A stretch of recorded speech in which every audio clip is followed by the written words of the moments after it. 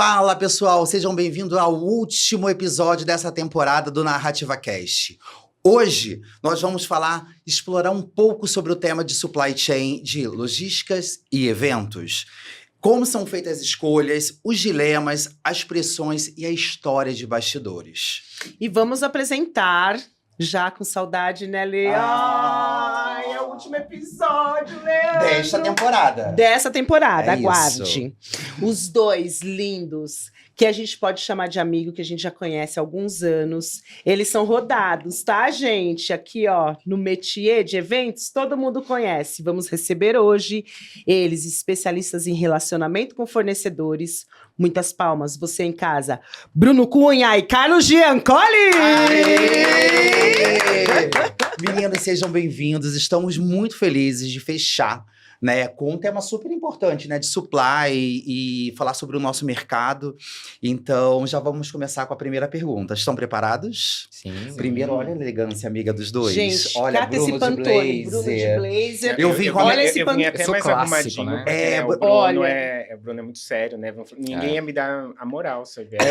Eu vim com a mesma paleta de cor do Bruno, azul. Isso, a gente Porque da combinou. último encontro eu tava com a mesma paleta de Tá, cor dele, lembra? do Carlos. Isso, que a gente foi almoçar. Tudo Mesma combinado. Tudo É combinado. Tudo isso, combinado, tudo é tudo fake.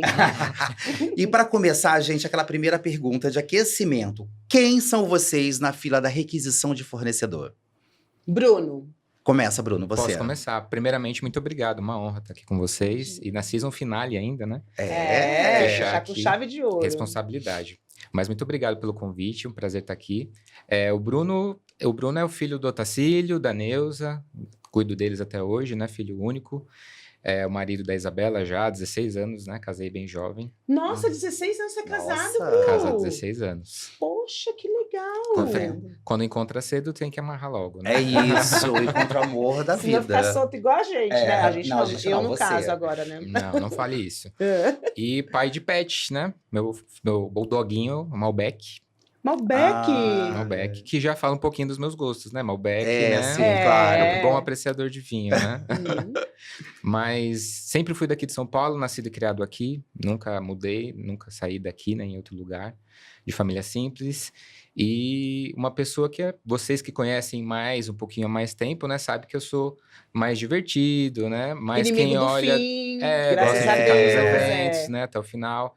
Mas sou mais quietinho na minha, né? Sou mais introvertido, mais um pouquinho mais sério. Pelo blazer, mais clássico, né? É um clássico. Falei Você é um que clássico. ao Bruno. contrário do Carlos, eu não podia vir com minha bolsa Contemporâneo. Gucci, né? Não tinha. Gente. Que é o Carlos Fashion Week, não? É isso. Maravilhoso. Eu falo sempre do Carlos, gente, que look incrível. Gente, eu fico olhando as palhetas, todas as postagens dele, né? Tem tanta atitude, né? Depois a gente vai mostrar pra vocês, tá? Todos os arrobas deles pra vocês seguirem. É isso. Bruno aqui na simplicidade e elegância. Carlos na audácia, na entrega da palheta de cores. Acabou de chegar de Paris Fashion Week, né? E acabou de chegar. Direto. Veio direto Direto, pra né? cá. E É alta costura. alta costura. E agora, Carlos, quem é você na fila da requisição de fornecedor? Então, o Bruno também falou um pouquinho de mim. Sou casado também com o Thiago, já estamos juntos há quase 6 anos. Também sou pai de pet, no caso de 5. Família grande. Família grande, maior, família é. grande. Família que não tem bebê em casa, né? E trabalho na mesma empresa já há 17 anos, né? São 17 anos de história. E não sei mais o que falar. Fala Onde sobre você mora? Onde eu moro? Na Mora Chácara em Santo Antônio. Chácara Santo E você é de Antônio. São Paulo mesmo, Sou de São né? Paulo mesmo, natural. Super paulistano, nasci na Avenida Paulista. Olha! No Promatri? Não, na Santa Catarina. Então, No mais chique. mais paulistano que isso não dá, né? Não Nasci na dá. Paulista, não dá. E você tem irmãos? Tenho um irmão, tenho 2 sobrinhas lindas que eu amo. Ai, E o que cozinheiro lindo. de mão cheia. Gosto de cozinhar, gosto de arrumar mesa, gosto muito de receber em casa. Acho que isso é um dos hobbies. Ai, eu amo receber em casa Eu também, Eu gente. queria mudar pra casa, um apartamento bem grande, só pra poder receber. É. Porque o meu não dá pra receber, gente. assim. Dá sim, Leandro, 4 que você é pessoas. exigente. 4 É que não, pessoas. é que você dá. quer um ônibus lotado de pessoas. Eu sou, Leandro. Nossa, gente. antes de casar, eu morava no estúdio de 30 e acho que 37 metros. Eu recebia gente, super dá. É lógico que cabe, Cabe. gente. Eu vou aproveitar aqui que a gente já começou com essa introdução de quem são vocês e eu queria saber como que vocês começaram na área, né? A gente estava conversando um pouquinho aqui antes de começar e pode seguir essa linha mesmo, né? Como que vocês chegaram até aí, Eu Bruninho? caí de paraquedas, né? Eu não tenho Hum. nada a ver, não sou formado nem em turismo nem em eventos. Eu sou formado em tecnologia da informação. Eu sou da área de TI. Nossa! Então, era uma área que sempre me interessou, sempre gostei disso, mas que com o tempo ela me limitou um pouquinho, porque eu também gostava muito da parte humana, de me relacionar com pessoas, de poder trazer essa parte de contato, né, para o dia a dia.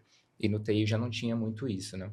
Então, na empresa que eu estava, eu tive a oportunidade de fazer um treinamento, né, um programa de trainee na extinta, antiga Alatur, né, aqui de São Paulo.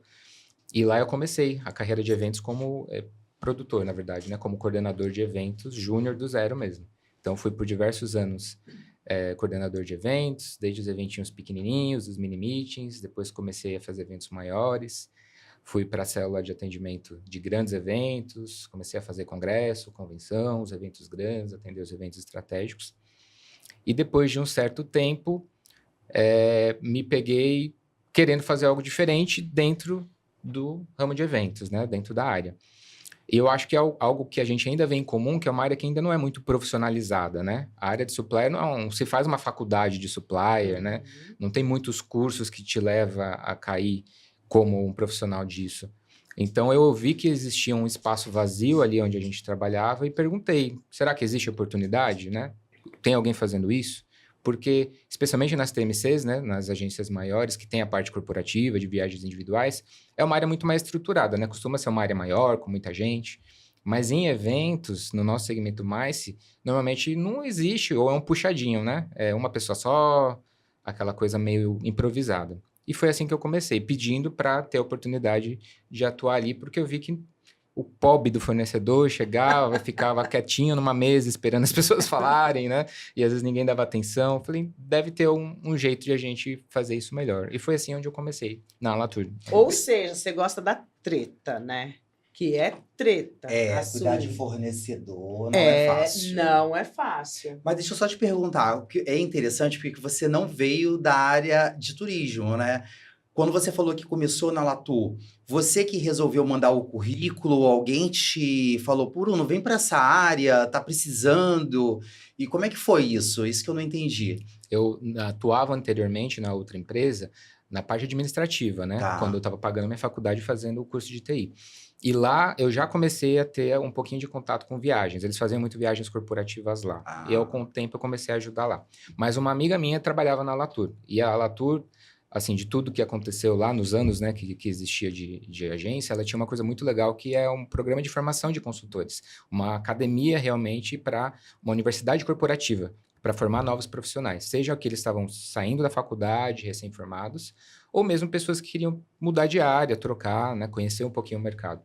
E aí essa amiga me indicou para fazer esse treinamento lá. Aí eu fiz o curso com eles tinham 15 dias lá de programação, de treinamento, e quem saía bem era contratado depois em seguida, né, Que como massa. trainee. Eu falo, educação é tudo. Tudo. Ó, gente, para você, tá vendo? Olha a oportunidade. Criar uma academia, né, específica para novos consultores. Isso é importante, o mercado precisa de gente nova e qualificada. Vamos continuar agora. E é engraçado que nos outros programas também, todos, sem exceção, falaram sobre a juniorização do setor. Demais. Né? Especialmente pós-pandemia, né? Exato, eu até conversei com a minha equipe, falei, estudou um pouco, você já sai na frente de muita gente, não é só uma questão instintiva. E não dá pra você trabalhar na sorte, né, gente? Não existe não isso. Não dá. E você, Ká? Eu já sou formado em hotelaria, então foi uma escolha de carreira. Trabalhava na hotelaria, trabalhava em hotéis. Aí eu fui morar na Austrália, fiquei um tempo morando na Austrália, e quando eu estava para voltar, tinha uma amiga minha, estava trabalhando na na Austrália, eu trabalhei com eventos, mas como staff, né? Então eu trabalhava como garçom, trabalhei como lanterninha em shows e teatro, trabalhava como barman, e aí quando eu estava voltando, ela estava na e falou, tô com uma vaga aqui de assistente. E eu falei, eu quero, quando eu vou, né, minha ideia voltando para o Brasil era seguir com eventos, e aí como teve essa oportunidade, uma grande amiga minha, a Natália Galasso, ela estava na MM e me convidou, aí eu mandei currículo, fui contratado, mas eu entrei, né, na base, assim, como assistente de eventos, e lá fui crescendo de assistente, passei por todos os níveis de coordenação, supervisor de célula, gestão operacional. E antes de entrar em supply, eu fazia atendimento de clientes, né? Que ainda hoje eu tenho 2 clientes que eu ainda atendo. E acho que foi uma coisa muito orgânica, assim, né? A MM, quando eu entrei na MM, não tinha nem 30 funcionários, hoje nós estamos quase 220. Então, quando foi em meados de 2017, 2018, uma conversa com a Meire, e eu fazia mais ou menos como o Bruno falou, chegava um fornecedor, não tinha aquela questão de quem vai organizar, quem vai receber, e meio que eu puxava aquilo um pouco para mim, e foi um pouco orgânico de a gente falar, acho que a gente precisa criar uma área de relacionamento com o fornecedor para ter, né, estruturar, né, o relacionamento, estruturar acordos e tudo mais, inclusive agenda para receber e preferenciais e tudo mais, e foi meio que orgânico isso, e eu assumi a área de supply. Aí veio a pandemia, né? A pandemia, né, deu uma esfriada, acho que, né, nessa questão, porque reduziu muito, né, o nicho de fornecedores que a gente trabalhava na pandemia, e depois com a volta e o aquecimento que teve no mercado, a gente retomou com tudo e profissionalizou ainda muito mais o departamento. Eu acho. E é muito engraçado, né? Porque assim, o que vocês falaram, eu que sou fornecedor, você também é fornecedora, né, Giza? Muitas empresas ainda não têm essa estrutura na área de mais e de supply. E a gente às vezes fica perdido com quem fala. Ah, você fala com não sei quem. Ou você fala com a consultora. Aí você só tem primeiro o acesso da consultora. E eu acho super importante. Eu acho que é um setor que precisa ser visto, né? Sim, você deixar e como o Bruno falou, não tem uma formação, né? Você não tem uma faculdade disso, né? Então, acho que você vai aprendendo muito com o dia a dia, é muito importante, né? Mas a FGV agora fez, se eu não me engano, está começando com um MBA de supply chain. Já era a hora, né? Já era a hora, já era. Mas também é muito seguido para, né? Alguns cursos são muito seguidos para a área de suprimentos, né? É diferente verdade. de serviços, Diferente né? de serviços. Porque é muito diferente serviços. Você até tem cursos legais sobre supply, mas não na nossa área, né? Acho que na nossa área ainda é bem júnior, assim. Mas estamos aqui para desenvolver e fazer acontecer. E já começando com você, Carlos, o que o supply considera para a contratação feliz de um fornecedor, gente? Porque... Feliz! Feliz tem um monte, Brasil! Acho que feliz tudo lá começa, né? Com todo um crivo, né? Toda uma análise de documentos e de licenças. Então, nós temos todo um script que tem que ser seguido para um fornecedor ser qualificado e ser cadastrado e homologado. Então, assim, para começar feliz, tendo os documentos necessários, né, você já fica feliz, porque você, nesse meio, quando você começa a fazer esse tipo de análise, você percebe que tem muito fornecedor bom, mas que não tem uma estrutura de back muito bem estruturada em relação à documentação, em relação a licenças e tudo que é necessário para você começar a ter uma contratação, né, uma parceria feliz. E você? Bru? Eu concordo muito com o que o Carlos falou, né? A parte de supplier hoje, metade do nosso trabalho praticamente é parte burocrática, né? É lidar com planilha, lidar com contrato, com documentação, porque precisa profissionalizar realmente os fornecedores que estão tendo contato, né, com a nossa equipe, quem são os serviços que a gente oferece para os nossos clientes. Então, analisar a documentação dos fornecedores faz parte, né, do nosso dia a dia. E a outra parte é relacionamento, né? Então, você ter um bom relacionamento com o mercado e com esses fornecedores é o que também ajuda você a ter boas contratações e fazer uma contratação feliz. Porque a melhor contratação não é somente preço, né? Você ter o ganha-ganha, né? O fornecedor também tem que ser beneficiado dentro daquele contrato, dentro daquela negociação, e que haja uma flexibilidade de dois lados para que o cliente seja atendido, né? Porque o que a gente infelizmente vê hoje, não falando apenas de agências, mas até nos clientes finais, né? São até compradores que não têm bagagem de eventos, né? Eles não conhecem do mercado para fazer compra de eventos. Então, às vezes, é um coitado da mesma pessoa que compra a cadeira, que compra o mobiliário, né? E o material de escritório, e é colocado para comprar eventos também. E ele tem a bagagem dele como comprador é preço, né, a todo custo, né? É. Mas com o tempo você vê que o preço a todo custo diminui a qualidade. Então, isso não pode ser o único critério, né? Então, por isso que a gente precisa ter toda essa outra parte de documentação, análise de risco e toda a parte que vai dar mais segurança para essa contratação, né? E não só a parte do preço que ele tem para oferecer para o cliente. Olha, né? isso me faz trabalhar um pouco no ódio, sabe? Porque a gente, como fornecedor, a gente sempre agrega valor aos serviços, esse tipo de coisa, né? Então, a gente realmente dá esse valor. Ok, explicamos, né? Falamos tudo, vai para compras, é preço. Isso dá um ódio para a gente, sabe? As empresas, elas falam o tempo todo para o fornecedor, ser um fornecedor de valor e manda para compras. E manda pra Que não entende nada, que é exatamente eu isso acho que que o você que o Bruno falou. falou é um grande... uma pedra, né, no caminho, essa questão de compras, né? Porque a mesma pessoa que compra insumos quer comprar eventos e serviços e são coisas totalmente diferentes, são negociações totalmente diferentes, né? Porque eventos, você tem um leque, né, de produtos e serviços que você oferece. E dentro desse leque você tem ideias, né? E como você precifica a sua ideia, né? Como um comprador quer falar quanto que vale o seu penso, né? Isso é muito complicado. E eles tratam o valor do seu penso como comprar um fardo de papel. E isso é um absurdo, né? Ô, Caio, vocês batem o olho assim na proposta, né, de contratação desse fornecedor, você já sabe que vai dar problema? Esse fornecedor que fala assim, eu olho lá, sabe? Você bate e já sabe que vai dar algum probleminha. Essa coisa eu acho que é mais instintiva e manha do gato, né, que a gente Sim. fala. Acho que de início, assim, da proposta é um pouco difícil. Como eu falei, né, que a gente tá falando muito, né, tem a parte burocrática, às vezes você leva uns sustos, porque às vezes você vê que aquela empresa, nossa, que legal, a gente vai ter uma parceria legal e isso é muito normal, não sei se o Bruno já passou por isso, mas tem, por exemplo, espaços aqui em São Paulo que não tem alvará de funcionamento. Isso que eu fazia.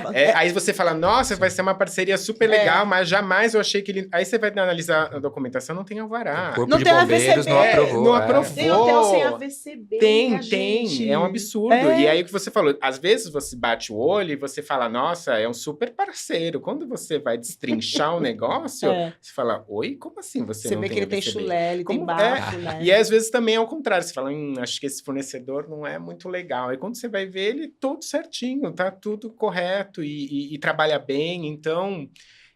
às vezes o feeling não é a última palavra. A última tá? palavra, não, né? não é a última palavra. E o que difere, assim, Bruno, de um fornecedor do outro no mesmo segmento? Você acha que isso? Qual é a diferença, né? Às vezes dois fornecedores têm exatamente os mesmos produtos, né? Vou falar, audiovisual, pode ter exatamente o mesmo equipamento, né? Mas muitas vezes o que vai diferenciar um do outro vai ser a equipe dele, né? O atendimento que ele dá, a forma como ele trata o evento durante a operação e especialmente o pós, né? O que mantém aquele fornecedor dentro da empresa e fideliza, né, o cliente depois é a forma como ele trata o debriefing, né? Depois que o evento acabou. Porque não existe evento perfeito, né? 90% dos casos vão ter uma eventualidade, né? Já está na palavra, né? Evento é eventualidade. Então, muitas vezes você vai ter um problema. Então, a forma como o fornecedor lida com aquele problema, né? Se a equipe dele é atenciosa, está pronta para ajudar, para resolver ali uma bucha, apagar um incêndio, com certeza vai fazer com que a gente contrate ele outras vezes, né? E o final do evento, pós-venda, né? Que depois que esse evento acaba, toda a forma como é lidado, né, com os problemas que aconteceram, sem dúvida faz toda a diferença, né? Sim, eu acho que a parte humana tem uma diferença muito grande hoje. Como o Bruno falou, equipamentos, o A tem o mesmo que o B, que é o mesmo que o C, hotelaria, todo mundo tem quarto, tem cama, tem chuveiro, então acho que a diferença são as tratativas, a flexibilidade, né, mediante alguns problemas. E o processo completo, né? Porque às vezes o começo é muito bom, a entrega é muito boa, mas chega no final, no fechamento, é um parto, sabe? E pra gente, o evento perfeito é aquele que é bom no começo, meio e fim, né? E o evento pra gente acabou quando você manda a fatura pro cliente, ele te paga, né? Finaliza, Enquanto né? isso, o evento não acabou, né? Acho que o pior fornecedor é aquele que se a gente liga, ele não atende, né? Exato. O comercial Ai. vendeu. Nossa, isso aí. Comercial vende, acontecer Nossa, alguma que coisa, ódio. você liga, ninguém atende, ou entra numa central. Não te passa a segurança, né, de que ele vai te ajudar. É. E hoje em dia os clientes têm prazos cada vez menores, então quando você manda um briefing, você manda uma cotação, você também tem um prazo muito curto para poder responder o cliente, né? Então, se não é um fornecedor que está preparado para atender, para dar uma resposta rápida, mas ao mesmo tempo que não seja a resposta padrão, né? Aquele tirador de pedido que manda uma coisa padrão, tem com que ser de certeza. acordo com o briefing, né? Tem que ser de acordo com a nossa solicitação.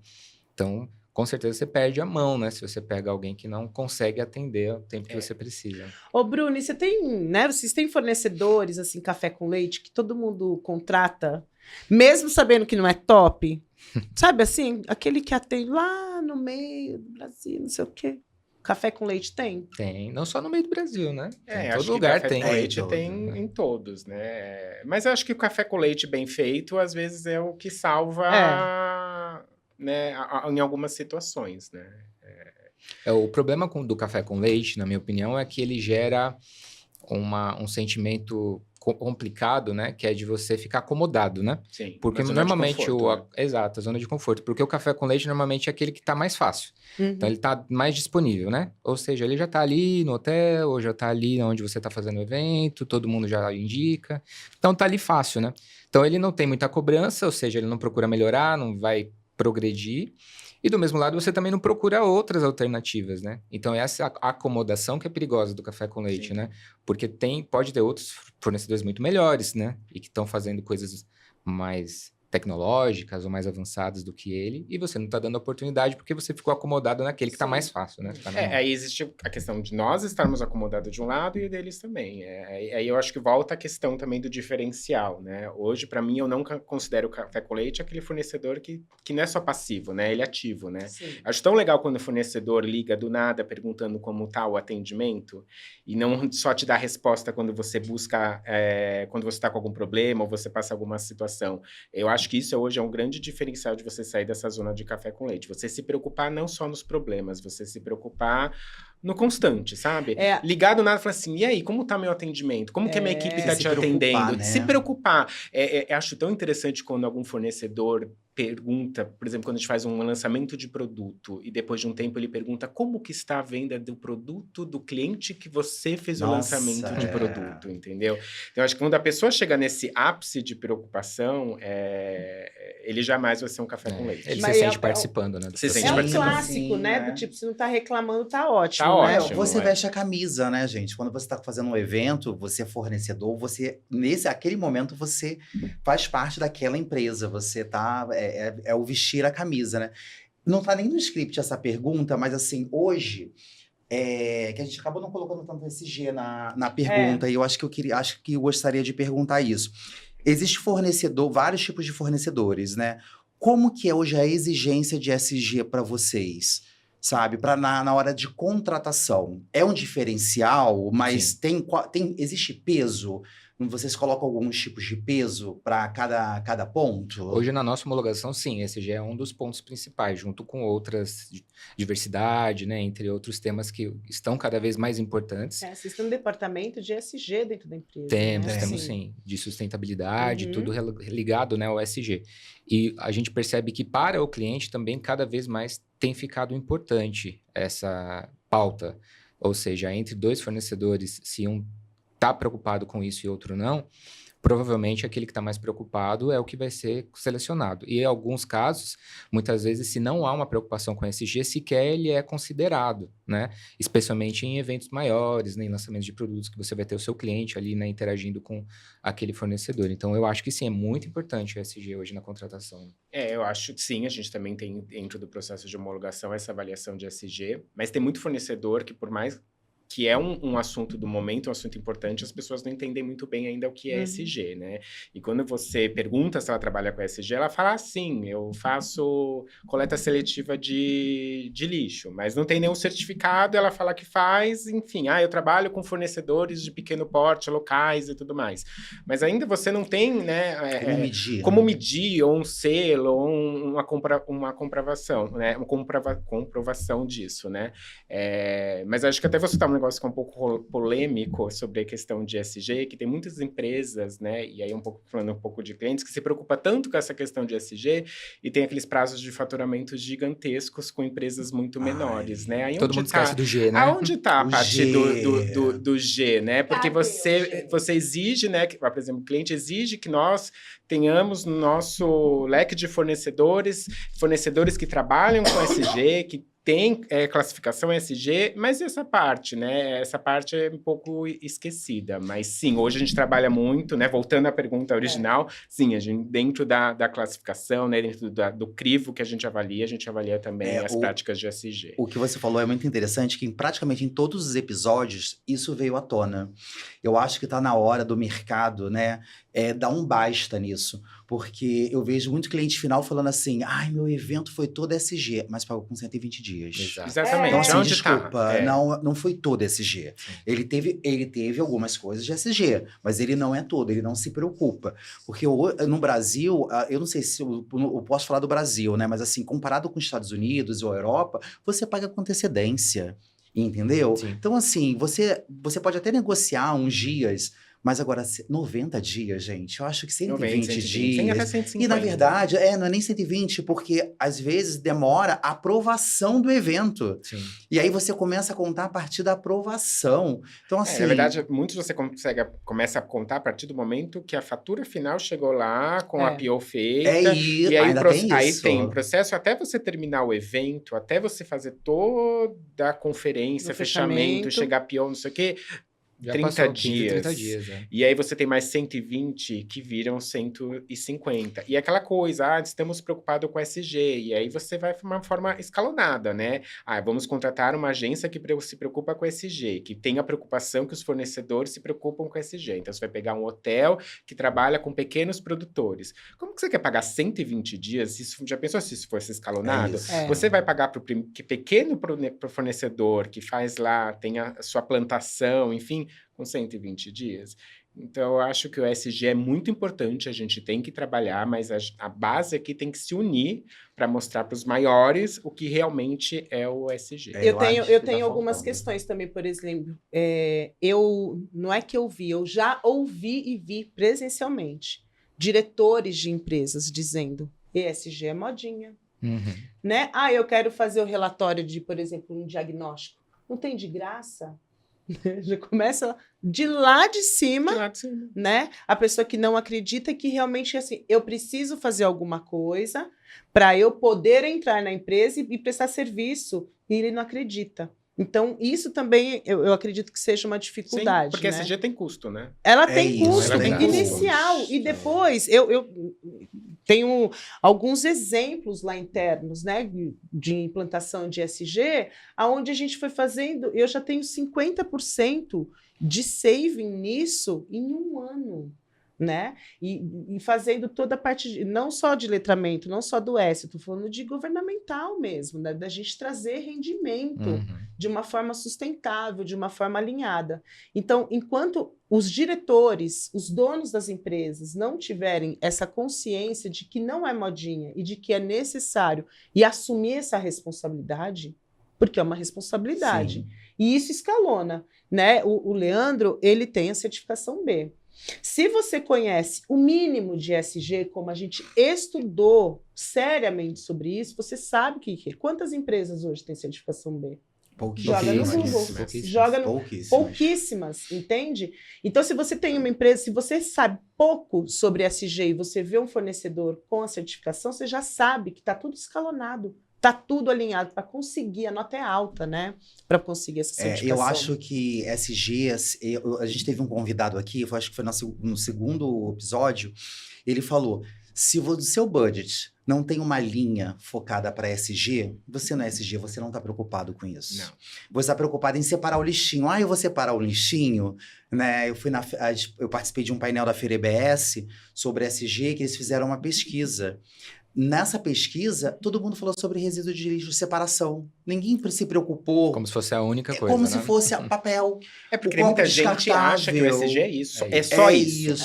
Isso faz parte, né? Faz parte. Faz parte, é Claro. importante, mas não é só Não isso. é. E o descarte desse lixo é rastreado? Você sabe onde é que tá indo o seu lixo? É, porque uma coisa é você colocar as lixeiras, né? E Exato. outra coisa é o caminho que esse lixo vai fazer O depois. caminho, Eu acho vai que ajudar falta alguma ainda- cooperativa, vai, né, gerar economia para outras pessoas, é tudo isso. É do início ao fim, desde a hora da sua decisão de compra até o final do descarte final real. Sim. Eu acho Né? que, assim, é uma cadeia, né? Então, assim, hoje ainda falta muito conhecimento. É. Eu trabalho com fornecedores, né? Então, assim, acho que sou de transporte e eu contrato fornecedores locais. Muitos fornecedores locais, eles não sabem nem o que é SG. Não. Você que tem que chegar e você que tem que falar. Eu tô Sim. até com... E a gente dá muito treinamento, né? E em todos os treinamentos a gente sempre fala de SG, mas para algumas pessoas ainda é uma coisa muito distante, eles não Total. têm esse conhecimento. Para a gente aqui em São Paulo, isso está muito mais forte, né? São Paulo, Rio, as grandes capitais. Mas o interior, eles não veem isso ainda, né? Não tem essa preocupação. Então eu acho que ainda tem que ter muito... a gente tem que falar muito sobre o tema, por isso que eu trouxe isso, Uhum. né, de última hora, porque eu acho super necessário a gente falar, e principalmente na parte de eventos, né? Nossa, e aí vem uma outra pergunta. Vocês já sabem, né, a hora que bate o olho, que vocês fazem a pergunta, você já sabe se o fornecedor tem um compromisso ou não, né? Porque né, dentro da empresa onde você trabalha, Bruno, é levado muito a sério, que eu tive a sorte de conhecer um pouco, né? Do K um pouco menos, mas assim, chegou o fornecedor, você está falando que é SG, fala, amigão, você já sabe também, vocês já sacam na hora que é presepada? Tem sinais, né? Ah, não direi nada, mas haverá Haverá sinais. Sinais. Há alguns sinais que a gente, com o tempo, aprende, né, a olhar. Por isso que eu acho que, voltando um passo antes, né, o trabalho prévio de análise de documentação é muito importante, né? E você saber avaliar o que aquele fornecedor tem a apresentar é muito mais do que você simplesmente ver alguém falando coisas bonitas, né, para todo mundo, né? E isso que faz a diferença, né? Mas eu tenho certeza lá o Carlos também sempre faz esse trabalho. Ele Também, faz. não, sim, com certeza, mas acho que também tem uma curiosidade, porque às vezes quando a gente pergunta para fornecedores de locais, né, um pouco mais distantes, se você tem alguma prática de ESG, a pessoa realmente nem sabe o que é isso, né? e de cara, às vezes, tem gente que vai lá e pesquisa, né, acho que joga no Google e É. vê o que é, não Sim. sei o que, e tem gente que fica sincero e fala, não sei o que se trata. Aí você vai começar a puxar do tipo, você faz algum trabalho, o que você faz com resíduo? Ah, a gente pega a lona e dá para uma instituição que faz bolsa. Eu falei, então, isso é ESG. Então, tem muita gente também que tem algumas práticas, mas E que nem nem sabe, né? sabem que aquela prática faz parte do ESG, né? Então, acho que o que precisa mais é realmente você compartilhar informações, mostrar o que pode ser práticas de ESG e as pessoas também quererem entender um pouco mais o que é o ESG, né? Mas sim, e tem outros que chegam falando, não, eu faço com certeza, e quando você vai a fundo, você fala, não, você não... Só tem copo plástico. Exatamente. Vocês hoje, assim, a gente fugindo do roteiro, né? Mas assim, esquece o vocês roteiro. hoje trabalhariam numa empresa que não tem nenhuma prática de SG, que não represente, porque eu acho que no passado, eu vou falar até por mim, que sou até um pouco mais velho que vocês, um pouco, tá, gente? A gente não tinha muito essa noção. Então, assim, você não se falava sobre SG e tal. Agora a gente tendo um pouco de conhecimento.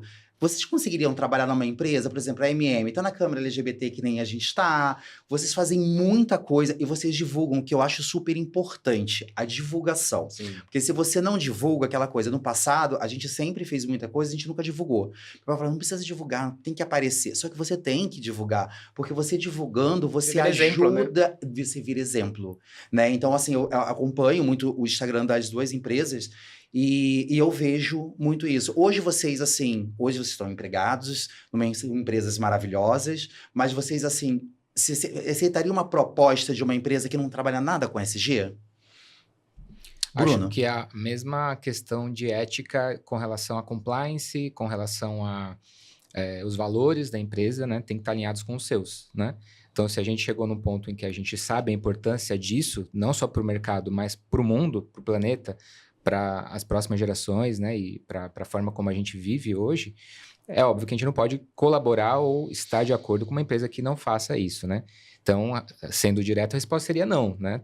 Teria que haver pelo menos alguma ação voltada para ESG para que a gente tivesse o mínimo possibilidade, né, de trabalhar com uma empresa assim.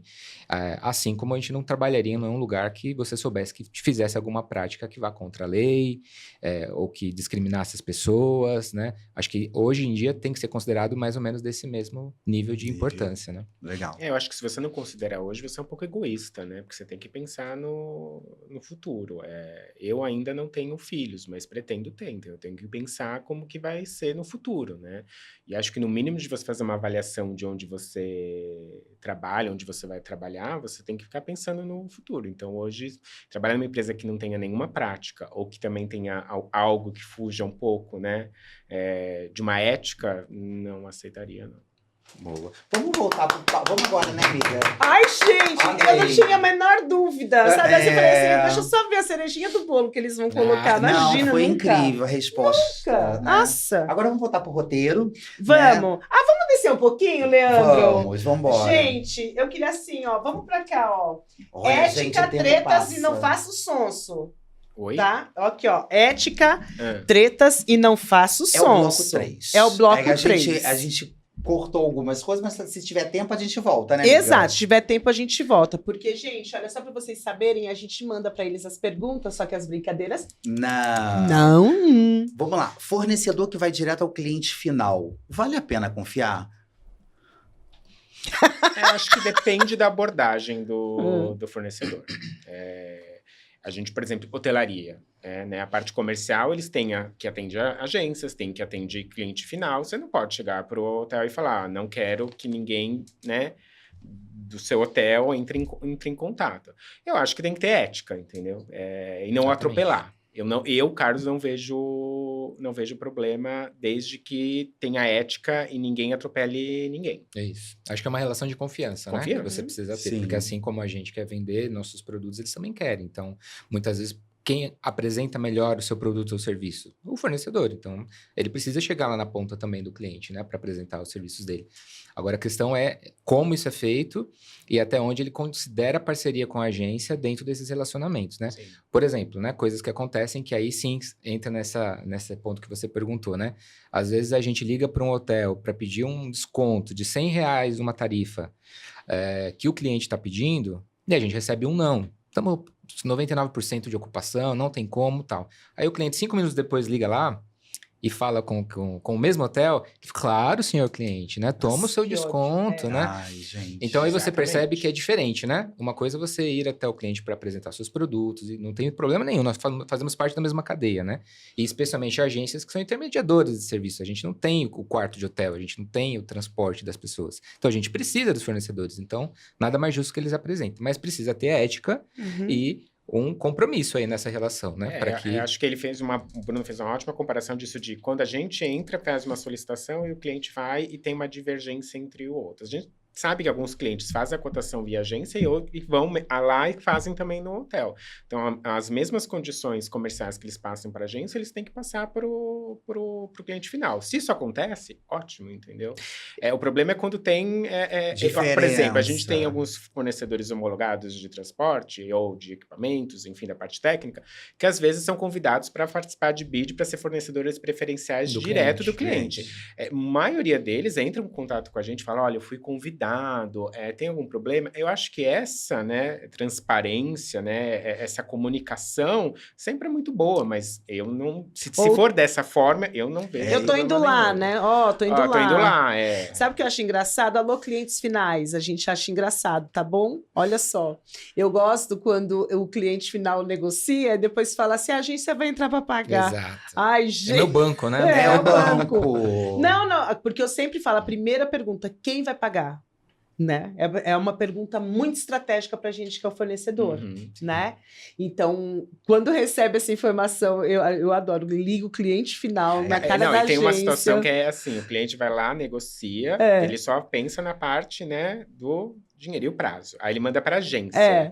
Só que em momento algum, ele negocia o prazo, aí é que a gente fala, então, eu preciso de adiantamento. Ah, não, adiantamento não. Eu falei, Não mas, tem. mas na hora que você negociou, você não Se pensou preocupam neste com isso? pequeno detalhe Não, de pensou. adiantamento ou prazo que não Isso. casa com o A seu prazo, garantia, a né? garantia, nada É. disso. Não, ele pensa na última linha, né? Do, É. do valor, né? Todo o resto ele não pensa. Eu acho. E aí a Desculpa. agência vira o banco, né? A agência vira o banco, né? Eu, por exemplo, hoje eu conheço muito cliente final, mas é o que você fala, né? Uma coisa é você conhecer o cliente final. Só que eu trabalho com agência, né? No meu segmento, a gente trabalha direto com agência. Então, eu tenho que sim respeitar, eu tenho que falar com a agência, eu ligo.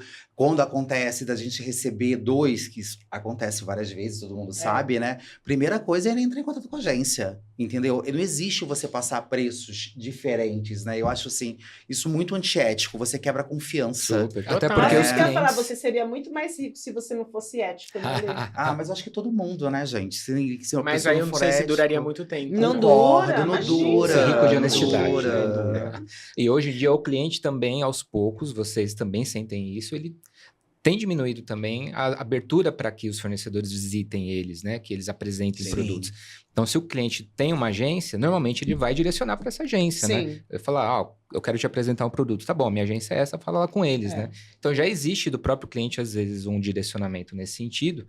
E por isso que, às vezes, o fornecedor não percebe quando ele até está sendo um pouco agressivo, né? Quando ele quer forçar a barra para conseguir apresentar uma coisa lá. Não. Ô, meninos, e o que faz o fornecedor entrar para uma lista do aqui não? O que faz, assim, mandar esse fornecedor para um Acho que, por lugar exemplo, a menos... gente acabou de dar exemplos, né, de ética, né, e de passar as mesmas condições. Acho que quando o fornecedor quer atropelar a agência de uma forma...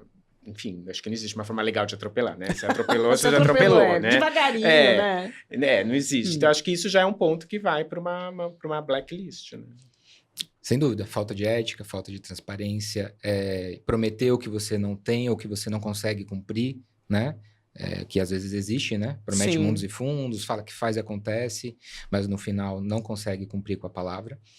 E questão de tratamento mesmo, né? Às vezes ser desrespeitoso com a equipe, ser desrespeitoso com o cliente, na pressão do evento, né? Alguma coisa, isso tudo. E quebrar contrato, né? Falando especificamente, né? De quem não vai cumprir com o que está escrito no contrato, né? O que não é justo, né? Com as cláusulas lá, isso com certeza dá um blacklist, né? Entra lá. Vocês, na empresa de vocês, já aconteceu de vocês demitirem algum cliente que foi desrespeitoso, que passou dos limites? Já aconteceu Cliente, isso? já. Já aconteceu? Já. E fornecedor também? Fornecedor também. Legal. Já também, já? os dois. Os Já. dois? Os Nossa, dois. que legal. Acho que cliente já teve casos por questão de respeito, né? De ter ultrapassado um pouco. E também, às vezes, a gente demite porque comercialmente não faz, né, mais sentido, né? Sim. Quando é abuso de prazo ou quer espremer sempre, acho que é importante, né? Acho que a relação tem que estar boa para os Dois lados, os dois né? lados. Eu concordo, eu acho que é isso. A relação, o cliente que não enxerga o fornecedor dele como parceiro, né? E achar que você pode sangrar ele sempre e tá tudo bem, isso não tem uma relação de parceria, né? Na verdade, a pessoa só tá pensando nela E tem aquele nela caso própria. também, às vezes, de cliente, né? Achar que tem a posição de cliente, pode falar e agir da forma que quiser, né? Isso. E às vezes não é bem assim. Não é bem né? assim. Deixa eu perguntar mais uma coisa para vocês, assim. Quando o cliente exige usar o fornecedor dele, que não é preferencial, como vocês lidam? Porque isso acontece muito, né? O cliente fala assim, impõe, fala assim... Não vou falar quando ele é homologado com um cliente final. Vou falar quando ele fala assim, não, eu quero... Já manda o briefing para você e fala assim, eu quero esse fornecedor aqui, que vocês não trabalham, que vocês não conhecem, né? Como que vocês lidam com isso? Lá na MM, ele passa por todo o crivo que qualquer fornecedor passa. Se tiver algo que desabone ou não esteja dentro da nossa política, nós informamos para o cliente as causas, né, os porquês, porque a gente não vai seguir.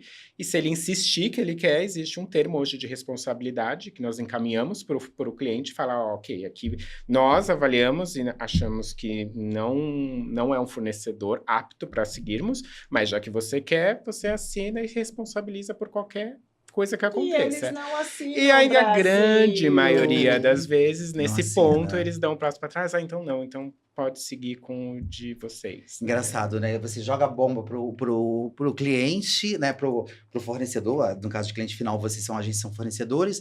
E assim, se vira, se der problema, a culpa é sua. É, porque se a gente não tem esse tipo, né, de respaldo, de análise, né, que a gente também não vai virar e falar, eu não quero porque eu não quero. Eu não quero por causa disso, Sim. disso, É, disso. assim.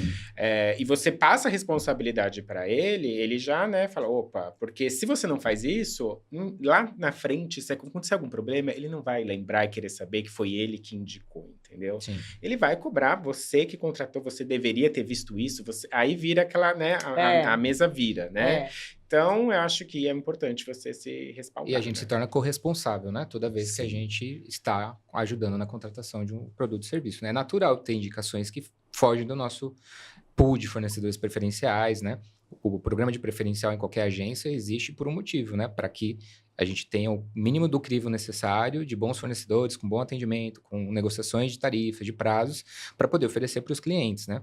Porque quando a gente concentra a demanda, você consegue melhores condições, né? Uma condição que não é só de um cliente, né? Mas de todos os clientes que a agência atende. Então, isso facilita na negociação. Agora, quando vem um fornecedor de fora que não faz parte, né, desses, como o Carlos falou, tem que ser feita a mesma análise de um outro fornecedor qualquer. E o cliente precisa ser avisado dos riscos de fazer o evento com aquele fornecedor. Porque às vezes vem top-down, um diretor que ficou hospedado no hotel maravilhoso nas férias dele, mas será que esse mesmo hotel maravilhoso é bom para eventos, né? Ele vai ter a estrutura para atender a parte corporativa, né, para o evento que você espera, ou ele só é bom para lazer, né? Então, às vezes, a pessoa não tem essa noção, né? Ele pode fazer a indicação até no melhor das intenções, né? Mas não tem essa análise crítica, né? Coisa que eu já vi, por exemplo, é o fornecedor que veio do cliente final afrontando a agência porque sabe que não vai sair. Isso também é um problema, criando problemas até de comunicação, sabe? Entre os coordenadores, entre a operação do dia, né? Tudo isso.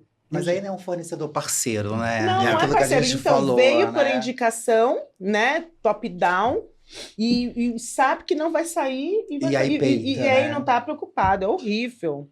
Bom, vamos lá, Lê. Eu queria saber de vocês o seguinte: se vocês pudessem escolher uma coisa que todo fornecedor deveria ter como padrão, qual seria? Isso, tem fornecedor aí, vocês querem? Anota, hein? Isso aqui é isso. dica de ouro.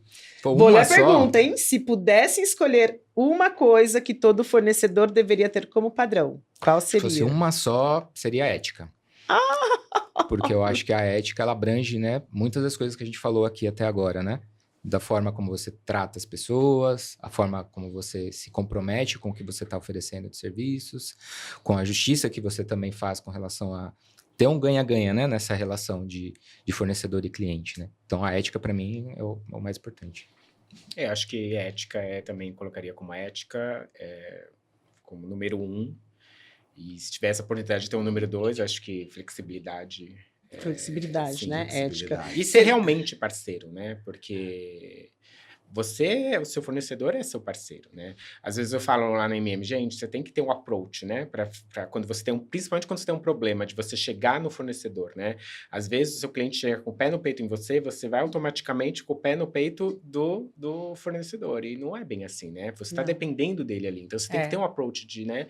E acho que é aquela questão de você saber mostrar o quanto realmente esse fornecedor é importante, você consegue resolver o seu problema, né? Às vezes o pé no peito, que você quer mostrar poder, não vai ajudar Em nada, né? A gente estuda, né, Lê? Existe uma matéria que se chama Ética em Negócios. É negócios. Cara, você parou para pensar que precisa ter uma matéria para ensinar o que é ética em negócios? Deveria é ser vergonhoso. algo Que é vergonhoso, É. né? Uma coisa que ética Natural devia de estar todo mundo, né? natural. Natural. Né? E é muito constrangedor, por exemplo, a gente, como fornecedor, saber que temos concorrentes, né, que falta a ética. Então, e você acaba sendo um delator na hora que você pontua isso. E é muito sensível esse tema, né? E eu acho que realmente está precisando, né? Faz parte do ESG a ética, e conforme a gente estuda, né, ética não é moral, que é a primeira frase que a gente estuda. Então, é triste. Eu fico bem triste de que vocês, como clientes, estão pedindo apenas ética para os Ética. fornecedores, porque isso já deveria ter sido lá de trás, né? Nos bastidores a gente estava falando um pouquinho disso antes, né? A questão é que o mercado, infelizmente, tem alguns poucos, né? Que ainda continuam insistindo em talvez entrar nas agências ou nas empresas da maneira inadequada, né? Que é oferecendo coisas para as pessoas, né? Por isso que o departamento de supplier também tem essa função de tentar proteger um pouco, né? A Blinda, empresa né? e blindar Blindar, as né? empresas. Então, a ética vem nisso também, né? É. Tanto que você vai saber que aquele seu consultor não está sendo comprado de certa forma com dinheiro, com produtos ou com serviços, né? Para conseguir simplesmente entrar com talvez um serviço que não seja adequado para o que a gente precisa, né? Quanto coisa simples, né? Às vezes um convite, um sorteio, né? Por que tem que ser concentrado em suppliers? Também tem a ver com ética, né? Não é porque a Claro. gente quer ir nas festas, né? Muita gente acha que supplier Acho só que é é do isso, oba-oba, é. né? O pessoal só vê o bônus, né? É. Ninguém vê o ônus. Mas não, é porque a gente também tem que avaliar cada convite, o que tem a ver no contexto das contratações, dos relacionamentos que a gente tem. né? Eu acho que essa avaliação, né, por exemplo, de convites e tudo mais, na grande maioria não tem aquela questão de querer te comprar, né? Realmente aquilo lá é relacionamento, mas você tem que ter muito cuidado, né? Porque para mudar a chavinha é muito fácil. E o que mais orgulha, assim, meninos, na trajetória de vocês até aqui? Começa aí, Bruno. Olha, já puxando o gancho da ética, né? Eu acho que o que mais me orgulha é, depois desses anos todos, né? Tenho aí praticamente 15 para 16 anos, né? Na área de eventos, em supplier quase metade disso. É conseguir manter a minha consciência tranquila e deitar a cabeça no travesseiro de que eu sou honesto, que eu coloco a ética, né? E respeito as pessoas em primeiro lugar. Isso me orgulha muito. Porque, como a gente comentou há pouco, né? Não é assim que o mercado todo é, né? E o que mais me deixa feliz quando ouço as pessoas falando, né? E o que mais me deixa orgulhoso é que meu nome seja falado em outros lugares relacionado a isso, né? Que é uma pessoa honesta, uma pessoa respeitosa, uma pessoa ética nos tratos comerciais com os fornecedores, porque eu acho que esse é o princípio de tudo, né? Vim de família humilde, não tive muitas oportunidades, então tudo que a gente conquistou até aqui também foi graças ao trabalho sendo feito de maneira honesta, né? Gradualmente, né? Contar aqui só abrir um parênteses, né? Primeira vez que eu viajei para os Estados Unidos, para a IMEX, né, que é uma feira que hoje eu tenho a oportunidade de ir todos os anos, né, que é uma feira grande do mercado de eventos, foi pagando do meu próprio bolso, mesmo estando numa agência, né, porque não haviam oportunidades na época para isso, não havia um departamento estabelecido em que a empresa investisse isso em você, né. Essas feiras existem programas que eles pagam para você estar lá, né, sendo exposto para essas coisas, mas eu paguei do meu bolso, porque eu achei que aquilo era importante para mim, né. Tanto que você acreditava, né, Bruno? Estudei inglês, né? O inglês, hoje as pessoas se preparem, eu acho que o nosso mercado está muito carente de profissionais também bilíngues, não só nas agências, né? Mas nos fornecedores também. E são coisas básicas, né? Que às vezes a gente deixa de se preparar, né? Anteriormente. Então eu tenho orgulho de olhar para trás e ver que deu certo, né? Os passos que me fizeram chegar até aqui, né? Que lindo. Você, Carlos? Acho que também essa questão acho que se você não tem ética e se você não trabalha muito, você não chega onde, né, não chega em lugar nenhum. E acho que hoje em dia tem um reconhecimento de mercado. Você ser um espelho também para outras pessoas dentro do trabalho, da agência que você trabalha lá. Eu acho que eu sou uma prova viva e sempre falo isso em reuniões internas, das oportunidades. As oportunidades são mais de você do que a empresa te dá. Então, acho que onde eu cheguei hoje, a empresa me deu oportunidade, mas foi graças ao meu trabalho. Então, eu comecei como assistente de eventos, então eu tenho muito orgulho da minha história, tenho muito orgulho onde eu cheguei, e acho que um orgulho que eu tenho muito é que eu cheguei realmente pelo meu trabalho, sabe? Eu nunca fui discriminado internamente, e você ser uma pessoa gay dentro de um mercado corporativo, você chegar onde você chegou e eu nunca ter sentido que por ser gay eu tive pedras, eu tive que provar mais, né? Eu sou gay, eu tenho que provar mais que o outro, né? Eu nunca me senti assim, nunca me coloquei nessa posição, e acho que o que eu mergulho hoje é eu ser o que eu sou da maneira que eu quero ser. Então, assim, mesmo pintando um cabelo, eu sou muito respeitado. Então, usando as roupas que eu gosto de usar, eu sou respeitado. Então, hoje eu sou respeitado pelo meu trabalho e graças a toda uma história. Então, eu me orgulho muito disso. Ai, gente, Lindo. vocês são muito lindos! Gente, amei. Assim, depoimento foi incrível. Muito lindo. Eu me vi no seu depoimento e me vi no seu depoimento. Não tem como. Sabe, no seu, porque eu também vim de uma família muito humilde, nasci numa favela do Rio de Janeiro, tá? E a gente busca as oportunidades, né? A gente tem que estudar e buscar as oportunidades. E eu, por ser um homem gay, eu pintava cabelo também, sempre verdade. fiz, mas sempre fui muito respeitado. Então, é por isso que eu falo que eu me vi no de vocês dois. Ai, que lindo. Me Lindo! emocionei. Eu também, foi e acho muito que hoje lindo. você falar que você cresceu e não teve, né, pedras, acho que é tão diferente de situações de tantas outras pessoas, mas as pessoas têm que acreditar, né? Que se você fazer Sim. um bom trabalho, você acreditar em você, você vai chegar onde você quer chegar. Sem dúvida. Vamos lá pra brincadeira, Eu né, vou, amiga? eu vou agora, a gente vai pra brincadeira. E aí, olha só, gente, é rapidinho, papum, tá? Tá. Um case de sucesso que deu orgulho.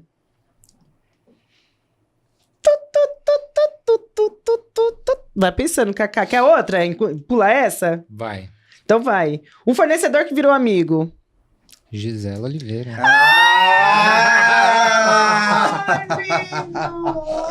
Tem muitos, né? Dá Muito, pra gente se tem orgulhar. como, né? Mas com certeza, quanto mais tempo de mercado você tem, mais amigos você faz. Mais né? amigos Coisa- você faz. Você, Ah, Cacá. tem você também, Gi, mas eu Ai, tenho que- vários, gente. Muito. Por exemplo, no meu casamento tinham fornecedores que hoje não são, pra mim não são só fornecedores, né? Até São esquece, amigos, né? São esquece, amigos, né? né? Tem a Enza, que hoje tá no Height, que é uma amigona, a Thalita do Hilton. São pessoas que frequentam a minha casa e que eu conheci através Claro. do meu trabalho, né? Sim. Pior desculpa que um fornecedor já deu. Ah, essa eu tô ansiosa pra saber.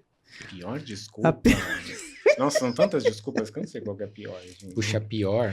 A pior. Não tô sabendo. Gente, pelo jeito vocês superaram, que eu já deixaria no ódio. Falei, você não sabe o que ele falou pra mim. Com certeza a gente superou, né? Com certeza superou. Não tá lembrando, né, Lê? Vamos passar para outra. Uma gafe Vamos. que todo supply já cometeu. Ah, eu tenho uma clássica. Qual? E a Carol, que trabalha comigo, ela morre, assim. Quando a pessoa chega, a gente tá no evento. Oi, Carlos, tudo bem? Você lembra de mim? Esqueci o nome da pessoa. Ah. Não, eu assim, é uma gafe, né? Eu sou sincero, né? Ariano, né? Sim. Eu falo, não. Tipo, a pessoa, você lembra de mim? Eu falo, não. Não. Não, realmente eu não lembro, assim, né? E aí ela fica, mas você devia falar, ai, oi, tudo bem, fingir. Então, assim, eu tenho essa gafe de Não lembrar. não De lembrar. não lembrar. Isso. Assim, não lembrar nome é uma coisa básica. Pra mim, a primeira coisa que eu faço é perguntar o nome, a segunda é esquecer. Mas de fisionomia, eu sou muito bom. Então, se eu tô falando que realmente eu não me lembro, aquela pessoa talvez não tenha sido importante, né, em algum momento, né? Sim. Então, eu tenho essa gafe, assim, de... A gente conhece muita gente, então às vezes a gente esquece mesmo o nome das Esquece, pessoas. É né? Faz parte. normal, né, gente? Nome eu esqueço. A pessoa falou o nome, eu cumprimentei. Gente, passou 1 minuto, eu já esqueci o nome da pessoa. Também. Sim. Eu Mas tenho uma que dar um gafe, assim, mais natural, porque eu, por exemplo, nas nossas áreas não são grandes, né? A gente não tem muitas pessoas dentro das nossas áreas, né? Às vezes não dá conseguir dar retorno para todo mundo, né? Porque a gente, querendo ou não, às vezes tem muito assédio no bom sentido, né? De muitas Uhum. pessoas procurando para querer Sim. falar com a gente, ou para tentar marcar uma reunião, ou para apresentar os produtos, né? E nem sempre a gente consegue falar com todo mundo, né? Então, às vezes isso acontece. A gente às vezes confunde a pessoa com o fornecedor, então você acha que você tá falando de uma coisa com... E na verdade E não é. não é. Isso já aconteceu comigo também. Vocês demoram muito a responder o WhatsApp? Não. Não, você é rápido? Sou rápido. Você é rápido? E me não irrita tanto, quem demora demora. um pouquinho mais. Gente, eu tenho um problema sério com o WhatsApp, porque às vezes tenho, né, amiga? Eu tô fazendo uma reunião Lavagem de roupa suja. e ao vivo, aí, já. assim, eu olho, eu vi, eu acho que eu respondi, eu não respondi, entendeu? Essa semana, muito engraçada, eu vou participar de um painel agora no final do mês. Foi criado um grupo, todo mundo começou a falar. 2 dias depois, a pessoa responsável, né, que me convidou, falou: Leandro, você viu que já tá o seu painel? As pessoas, não. Eu recebi alguma coisa? Não, tem um grupo já criado. Eu falei... Aí eu fui lá olhar, gente, aquelas mensagens não lidas, sabe? Tava lá o grupo. É a cara do Leandro. Eu sou a péssimo, cara. gente, com WhatsApp. Eu sou péssimo. Lê, acabou. Ai, tá Acabou, já. gente. Passou rápido, né? Demais, Passa voou. rápido, Passa. gente, uma hora. Acho que Vontade vocês de têm que ficar chamar a com gente ver- da segunda temporada. da segunda Com temporada. certeza. A gente vai fazer um pupurri de convidados e vocês com certeza estarão aqui, isso. gente. Mas queria muito agradecer vocês dois, Carlos, por ter aceitado essa proposta. Eu que Bruno agradeço pelo também. convite. Gente, Nossa, amor. agradeço. Foi um Sabe? prazerzão. Foi maravilhoso. E assim, eles Primeira vez dele no podcast no nosso. Primeira amiga. vez de vocês no podcast, vocês já arrasaram. Debutantes, né? Vocês ficaram à vontade? Vocês Super. curtiram? Super. No começo você fica um pouco tímido, né? Mas depois agora se solta, ficaria né? ficaria É um mais uma bate-papo, hora. né? aqui. É, muito muito bom. Se você bom. esquecer das câmeras e do microfone, a gente tá conversando aqui com a É, mesa. exatamente. É isso. E sem parar pra mexer no celular, tá vendo? Tá vendo? Uma hora sem mexer no celular é uma vitória. É, Olha, uma tenso. vitória, né? É. Porque eu fico o dia inteiro no dia celular, inteiro. rodando, batendo. Gente, ó, queria agradecer mesmo vocês.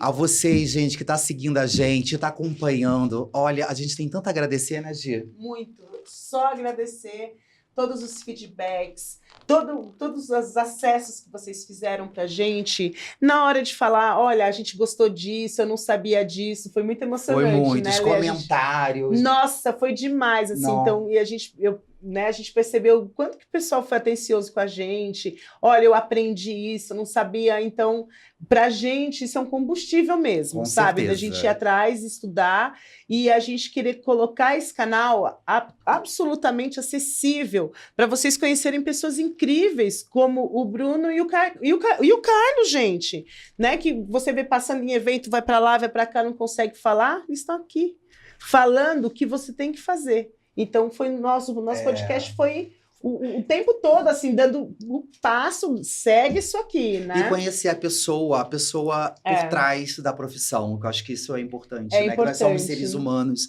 e as pessoas às vezes olham o Bruno, olham o Carlos e julga, às vezes assim, vocês deram um não pro fornecedor, um fornecedor não foi aprovado. Nossa, eu não gosto do Bruno, não gosto do Carlos. Não é isso. Né? Às vezes vocês deram não, porque é necessário dar não, né? Então a É. gente também tem que aceitar isso e tem que ver, poxa, são pessoas maravilhosas, pessoas incríveis, que correram atrás, fizeram tem uma linda trajetória. Eu acho que isso que vale. Giza, eu queria te agradecer, porque a primeira temporada, eu tô muito feliz. Eu acho que assim, quando eu pensei nesse podcast, né, eu falei, eu não queria apresentar sozinho, sabe? Eu falei, eu acho que eu precisava de uma pessoa.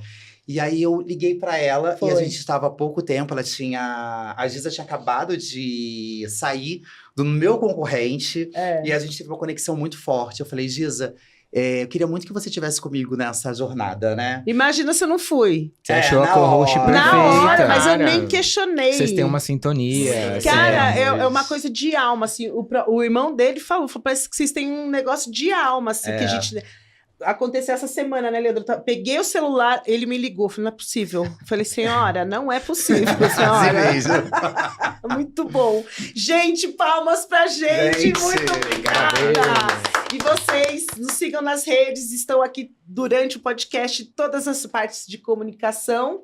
E até a segunda temporada. Leandro. Eu só vou agradecer, né, os nossos patrocinadores, que é a TG Mob e os Lavieiro, que tá nos apoiando aí. E você que quer apoiar a gente, pra segunda temporada, é a hora, tá? Já pode mandar e-mail, porque eu já falei. O podcast tá estourando igual o Podpah.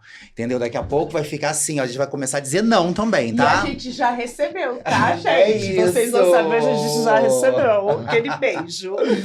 Beijo, siga a gente em todas as redes e até a próxima temporada. Tchau!